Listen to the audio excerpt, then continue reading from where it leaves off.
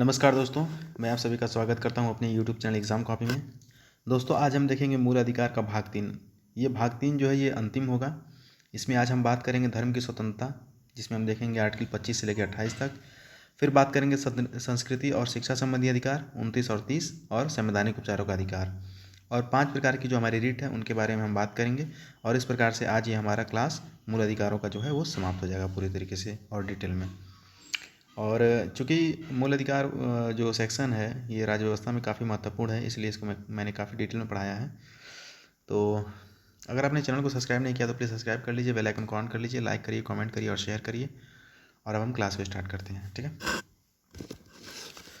तो देखिए, हमारी बात जो है वो आर्टिकल 23 और 24, ठीक है, जो शोषण के विरुद्ध अधिकार जो देता है उसकी हम बात कर चुके हैं। तो 23 में क्या था, ये बलात् वाला था, बलात्श्रम, ठीक है, बलात्श्रम की बात कर रहा था। और दुर्व्यापार, ये दो चीज़ आपको याद रखना था इसमें, दुर्व्यापार, ठीक है। और ये क्या कह रहा था, 24 कह रहा था कि 14 वर्ष से कम अगर आयु का कोई बच्चा है तो वो किसी भी कारखाने में, ठीक है, या खान में या ऐसी भी किसी जगह पर जहाँ पर कोई ख़तरा हो वहाँ पर वो कार्य नहीं करेगा, ठीक है।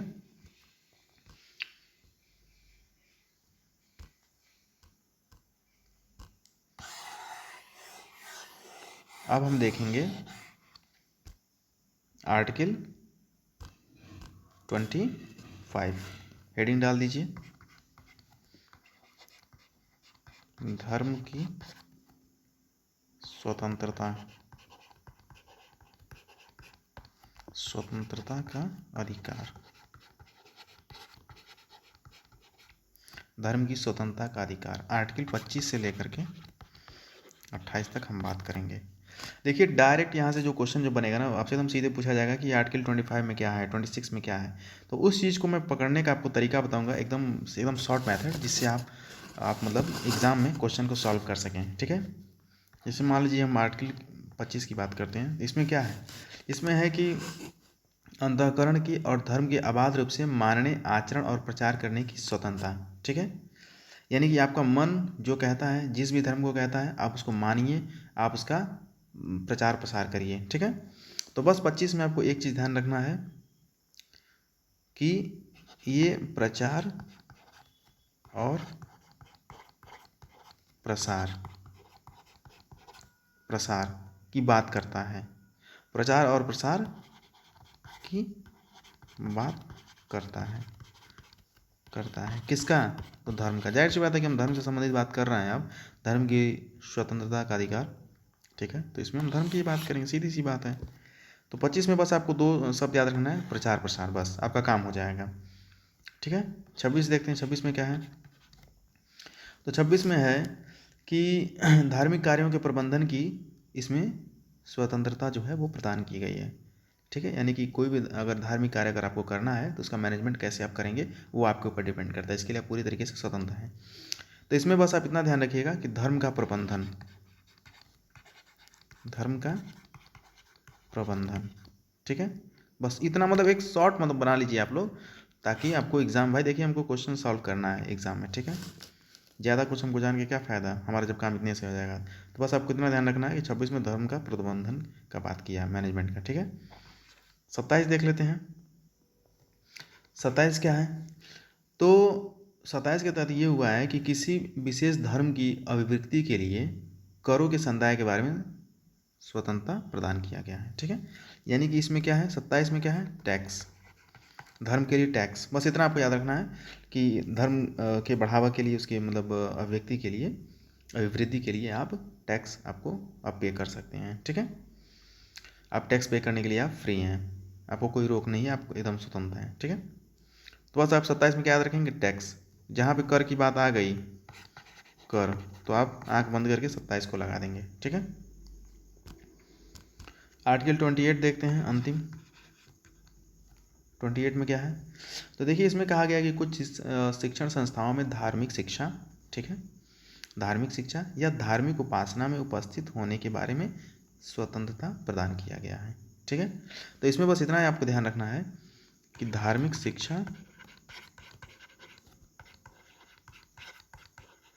धार्मिक शिक्षा प्लस धार्मिक उपासना,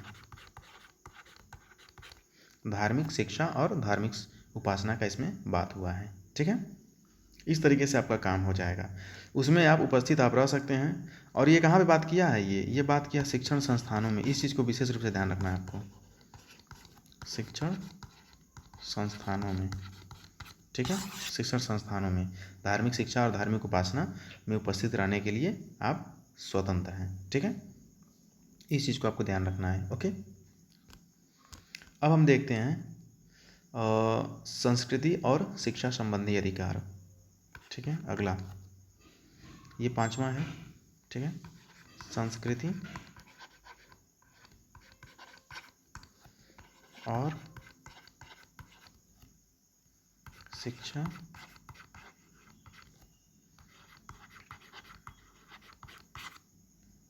संस्कृति और शिक्षा संबंधी अधिकार।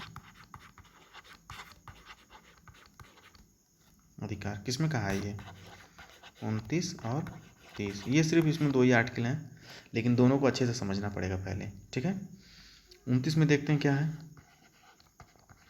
तो 29 में है कि अल्पसंख्यक वर्गों के हितों का संरक्षण, ठीक है, और सुरक्षा संबंधी अधिकार इसमें उल्लेखित किए गए हैं। ठीक है, तो 29 में क्या है, अल्पसंख्यक अल्पसंख्यक अल्पसंख्यक के अल्पसंख्यक वर्ग के हितों का संरक्षण ठीक है, बस इतना आपको ध्यान रखना है। अल्पसंख्यक वर्ग के हितों का संरक्षण का इसमें बात किया गया है। ठीक है, अल्पसंख्यक वर्ग के हितों का संरक्षण का इसमें बात किया गया। माइनॉरिटी जो होते हैं उन लोगों के मतलब उन लोगों का जो इसमें कैसे हित होगा, उन लोगों का कैसे उन लोगों का मतलब संरक्षण किया जा सकता है, उनको कोई दिक्कत नहीं होना चाहिए। देखिए, एक तो मतलब भाषा के आधार पर अल्पसंख्यक होते हैं और एक संख्या के आधार पर होते हैं। ठीक है, उसको हम बाद में देखेंगे, लेकिन बस आपको इतना ध्यान रखना है कि आर्टिकल 29 जो है वो कहता है कि अल्पसंख्यक वर्ग के हितों का हम संरक्षण करेंगे और उनकी सुरक्षा करेंगे। ठीक है, और उनके जो भी अधिकार होंगे उसको हम देंगे। ठीक है, 29 में ये है। आपको बस एक चीज़ याद रखना है, अल्पसंख्यक शब्द आपको याद रखना है, आपका काम हो जाएगा। ठीक है, अगला देखते हैं। अगला है 30 में क्या कहा गया है कि शिक्षा संस्थानों की स्थापना और प्रशासन करने का अल्पसंख्यक वर्गों को अधिकार दिया गया है। ठीक है, तो इसमें भी आपको एक शब्द मिलेगा, अल्पसंख्यक वर्ग। ठीक है, अल्पसंख्यक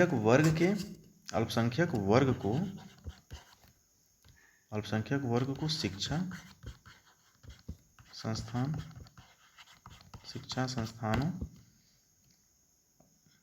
संस्थानों को चलाने प्लस प्रशासन का अधिकार। अभी आप लोग देखते होंगे कि बहुत से ऐसे ईसाई हैं। ईसाई क्या है, माइनॉरिटी तो हैं, अल्पसंख्यक ही तो हैं। तो बहुत जगह आप देखेंगे कि ईसाई स्कूल मतलब खुलता है। ठीक है, तो वो आर्टिकल 30 के तहत ही उनको अपना इंस्टीट्यूट चलाने का और प्रशासन करने का अधिकार उनको मिला हुआ है। ठीक है, जैसे नहीं होता है, जैसे सेंट जोसेफ हो गया, बहुत बढ़िया स्कूल हैं सब, सेंट जोसेफ हो गया, संत तेरेसा हो गया। ठीक है, तो जितने भी क्रिश्चियन कॉलेज होते हैं, क्रिश्चियन स्कूल होते हैं, वो आर्टिकल 30 के तहत ही उनको अपना इंस्टीट्यूट चलाने का और एडमिनिस्ट्रेशन करने का उनको राइट मिला हुआ है। ठीक है, तो यहाँ से हमको एक चीज़ क्या समझ में आया कि आर्टिकल 29 और आर्टिकल 30 ये किससे संबंधित है, ये अल्पसंख्यक से संबंधित है।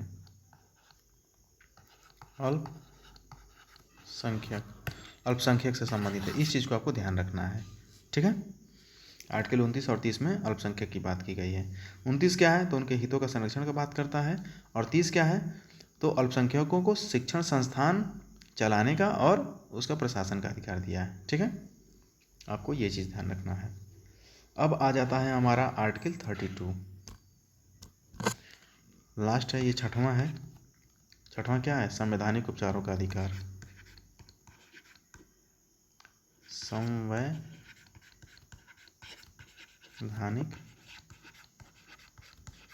उपचारों का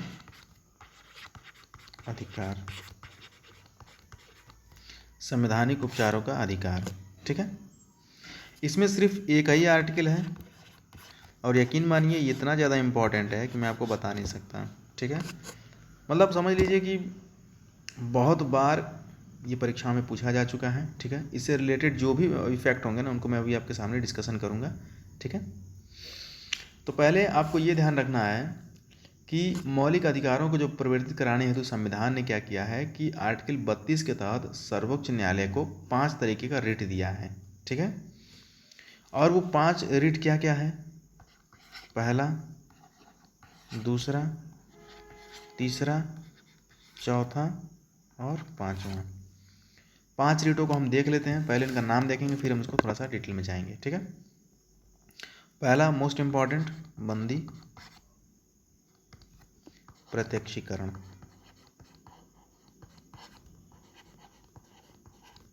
बंदी प्रत्यक्षीकरण, ठीक है। दूसरा क्या है? परमादेश। परमादेश। तीसरा क्या है? प्रतिषेध। और चौथा क्या है? उत्प्रेषण। उत्प्रेषण, ठीक है। और छठवां और अंतिम क्या है? अधिकार परीक्षण।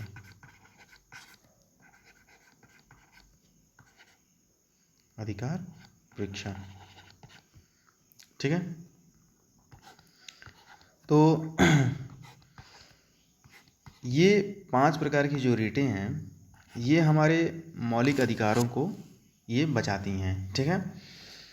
जैसे मान लीजिए कि मैं कहूँ कि अगर आपको पुलिस गिरफ्तार कर लेती है, ठीक है, तो आपको अपनी गिरफ्तारी का कारण जानने का पूरा अधिकार है, पहली बात, ठीक है। अब चलिए इनको हम एक एक करके देख लेते हैं, पहले वो ज़्यादा सही रहेगा। पहला हेडिंग डाल दीजिए, बंदी प्रत्यक्षीकरण।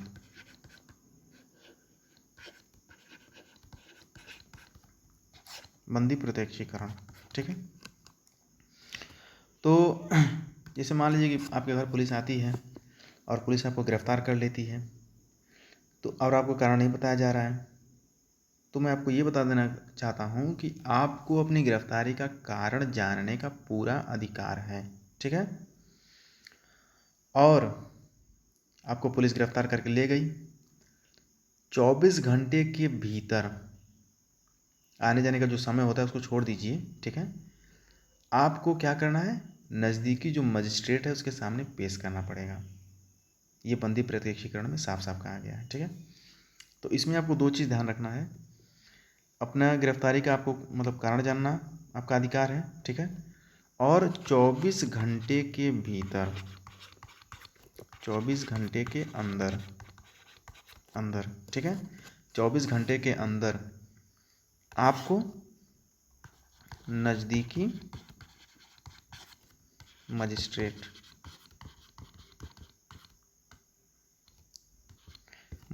के सामने, नज़दीकी मजिस्ट्रेट के सामने पेश करना है, ठीक है। इस चीज़ को आपको विशेष रूप से ध्यान रखना है, ठीक है, कि नज़दीकी मजिस्ट्रेट के सामने आपको 24 घंटे के अंदर पेश करना है। जैसे मान लीजिए कि शाम को 6 बजे 6 PM पर आपको पुलिस गिरफ्तार करती है, ठीक है। मान लीजिए कि आज संडे है, संडे को आपको गिरफ्तार कर लिया गया, ठीक है। तो आपको कायदे से देखा जाए तो 6 PM मंडे, इसके बीच में ही आपको मजिस्ट्रेट के सामने पेश करना है, ठीक है। मान लीजिए कि आप 7 बजे आपको पेश किया गया, कोई दिक्कत नहीं है, आप मंडे को 7 बजे आपको मजिस्ट्रेट के सामने पेश किया गया, कोई दिक्कत नहीं है। लेकिन जब पेश किया जाएगा ना तो वहाँ बताया जाएगा कि सर 1 घंटा लेट इसलिए हो गया है क्योंकि मैंने जहाँ से इनको गिरफ्तार किया है वहाँ से आने में 1 घंटा एक्स्ट्रा समय लग गया है। ठीक है, तो फिर कोई दिक्कत नहीं है। नहीं तो कायदे से देखा जाए तो 24 घंटे के अंदर उनको पेश करना ही करना है। ठीक है, इस चीज़ को विशेष रूप से ध्यान रखिएगा। ओके, अगला डेट देखते हैं। दूसरा क्या था? दूसरा है परमादेश। ठीक है, परमादेश में क्या है कि जब कोई पदाधिकारी अगर अपने सार्वजनिक कर्तव्यों का निर्वहन नहीं कर पाता है तो न्यायालय क्या करता है, उसको परमादेश जारी करके संबंधित पदाधिकारी को उसके कर्तव्यों का पालन करने के लिए आदेश देता है। ठीक है, जैसे मान लीजिए कि आप किसी तहसील में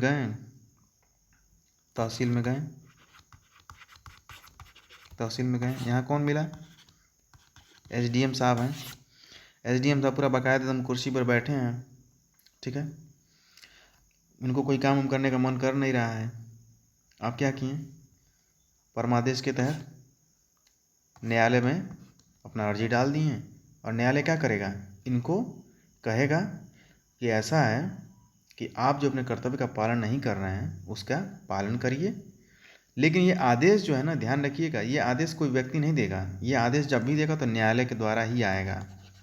न्यायालय, ये चीज़ याद रखिएगा इसमें। ठीक है, कि परमादेश जो होता है ये न्यायालय के द्वारा ही आएगा। तो न्यायालय के द्वारा इनको परमादेश यानी कि आदेश दिया जाएगा कि एसडीएम महोदय आप अपना कार्य अच्छे से करिए। ठीक है, अदरवाइज़ आपके ऊपर एक्शन ले लिया जाएगा। ठीक है, तो ये होता है परमादेश। परमादेश मतलब आप समझ सकते हैं कि परम आदेश यानी कि सबसे बड़ा आदेश।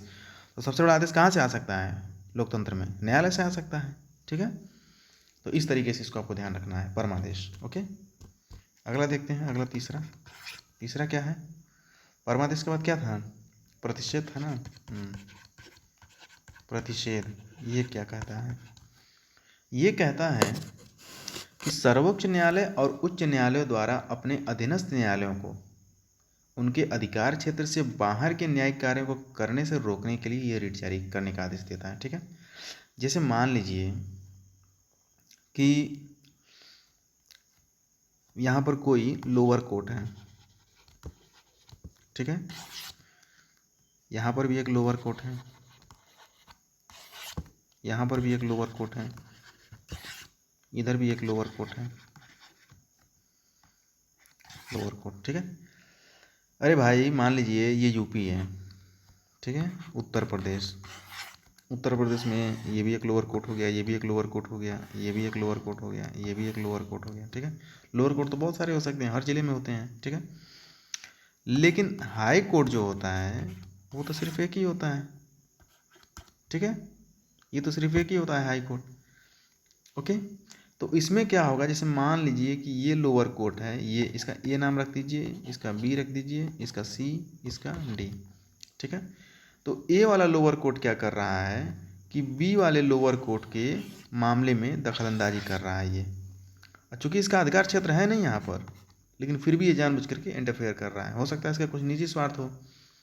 तो यहाँ पर क्या होगा कि या तो सुप्रीम कोर्ट या तो उच्च न्यायालय, ठीक है, अपने अधीनस्थ न्यायालयों को क्या करेगा कि भैया ऐसा है कि अपने अधिकार क्षेत्र से तुम बाहर मत जाओ, आपका अगर क्राइटेरिया अगर इतना है, ठीक है, तो आपको इसी के अंदर रहना है, इसी के अंदर। ठीक है, इसी के अंदर आपको रहना है, आप इधर नहीं जा सकते हैं, आप बी में नहीं जा सकते हैं, या फिर बी वाला सी में नहीं जा सकता है, बी वाले को भी अपने इसी एरिया में रहना है। ठीक है, तो इसका मतलब ये हो गया प्रतिषेध का मतलब। प्रतिषेध का मतलब क्या होता है? जैसे नहीं होता है कि रोक देना भाई, निषेध प्रतिषेध आप समझ सकते हैं, वहीं से लिया गया सब। ठीक है, तो इसका अर्थ ये हो गया कि सुप्रीम कोर्ट या हाई कोर्ट अपने अधीनस्थ न्यायालयों को उनके अधिकार क्षेत्र के जब बाहर जब जा करके जब वो लोग काम करने लगते हैं तो वो रोकता है, वो कहता है कि रुक जाओ, बाहर मत जाओ तुम। ठीक है, ऐसे ये काम करता है प्रतिषेध। ठीक है, चौथा देखते हैं। चौथा क्या है? उत्प्रेषण। उत्प्रेषण में क्या कहा गया है? तो सर्वोच्च न्यायालय अथवा उच्च न्यायालय द्वारा अपने अधीनस्थ न्यायालयों को यह रीट जारी करने का आदेश दिया जाता है कि अपने यहाँ लंबित मुकदमों को तेज़ी से निपटाने के लिए उन्हें वरिष्ठ न्यायालयों में भेजें। जैसे मान लीजिए ये सुप्रीम कोर्ट है, ठीक है, और ये हाई कोर्ट है। हम एक ही हम मान के चल रहे हैं कि ये यूपी है, यूपी में हम बात कर रहे हैं, ठीक है। अच्छा, यहाँ पर लोअर कोर्ट, इधर भी लोअर कोर्ट, इधर भी लोअर कोर्ट, इधर भी लोअर कोर्ट। अब फिलहाल आप चारे मानिए आप, ठीक है, इतना लोअर कोर्ट है। अच्छा, तो इसमें क्या कहा गया है कि मान लीजिए कि ये ए वाला है, ये बी वाला है, ये सी वाला है, ये डी वाला है, ठीक है। तो मान लीजिए कि ये जो है मतलब बी वाले कोर्ट में, यानी इसमें क्या है कि कोई मामला लंबित चल रहा है, ठीक है। तो हाई कोर्ट क्या कहेगा कि ऐसा है कि जो आपके अंदर जो मामले जो लंबित चल रहे हैं, ठीक है, उन मामलों को आप जल्द से जल्द उन्हें निपटाने का प्रयास करिए, ठीक है, या फिर आप वरिष्ठ न्यायालयों में इनको भेज दीजिए। वरिष्ठ न्यायालय मीन्स या तो आप हमारे पास भेज दीजिए, या तो आप ही निपटा दीजिए, या तो हमारे पास भेज दीजिए। तो ये उत्प्रेषण में कहा गया है, ठीक है। ओके, अगला देखते हैं, लास्ट 5वां, अधिकार परीक्षा। अधिकार परीक्षा, ठीक है, अब ख़त्म ही हो गया समझ लीजिए, अब कुछ है नहीं इसमें, अब लास्ट एकदम चल रहा है अधिकार परीक्षा, ठीक है।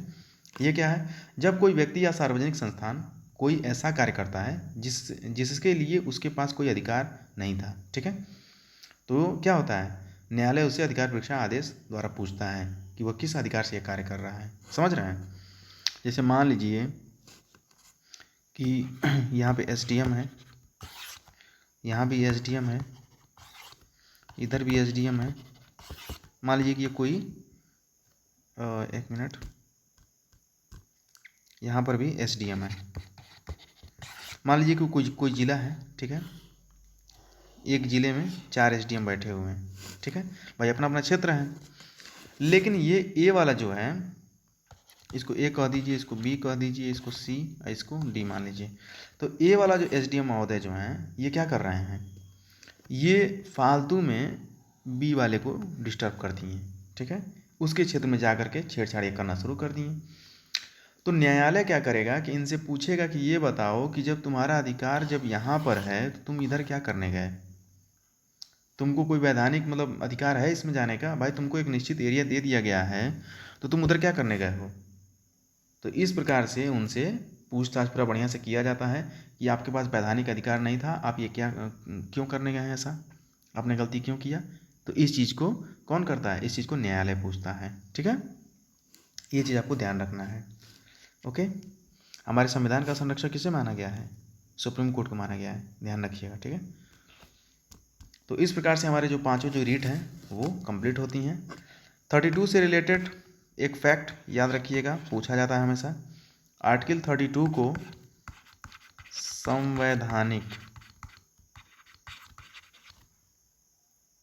संवैधानिक उपचारों का अधिकार किसने कहा है, तो ये कहा है बाबा साहेब डॉक्टर भीम राव अंबेडकर।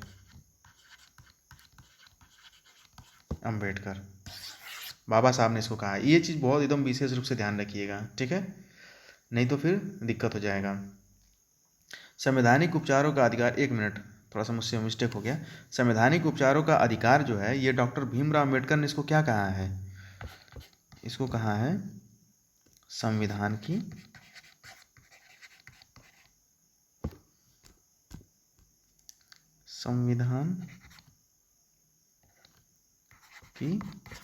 आत्मा, ठीक है, ये चीज़ आपको विशेष रूप से ध्यान रखना है।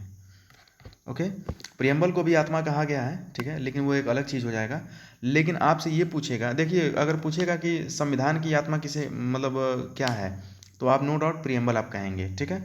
लेकिन अगर उसने नाम ले लिया कि डॉक्टर भीमराव अंबेडकर ने संविधान की आत्मा किसको कहा है, तो आप बताएंगे संवैधानिक उपचारों का अधिकार आर्टिकल 32 को कहा है, ठीक है। इस चीज़ को आपको विशेष रूप से ध्यान रखना है। ओके, तो ठीक है दोस्तों, यहाँ पर हमारा जो मूल अधिकार जो है वो कंप्लीट हो जाता है पूरा डिटेल में, इसलिए मुझे 3 पार्ट इसका लेके आना पड़ गया, ठीक है। और कल हम बात करेंगे राज्य के नीति निर्देशक तत्वों की। ओके, और फिर हमारी मौलिक कर्तव्य शुरू हो जाएंगे अगले क्लास में, मतलब उसके अगले क्लास में, और ऐसे करते करते हमारा जो सेशन है वो आगे चलता जाएगा। तो ठीक है दोस्तों, अगर आपने चैनल को सब्सक्राइब नहीं किया तो प्लीज़ सब्सक्राइब कर लीजिए, बेल आइकन को ऑन कर लीजिए, लाइक करिए, कमेंट करिए और शेयर करिए। ठीक है, कम से कम लाइक तो कर ही दिया करिए आप लोग, और सब्सक्राइब भी कर लिया करो यार, मतलब अच्छा लगता है कोई करता है तो। ठीक है, इतना मेहनत कर रहा हूँ। ठीक है दोस्तों, मिलता हूँ फिर मैं आप लोगों को अगली वीडियो में, तब तक के लिए नमस्कार।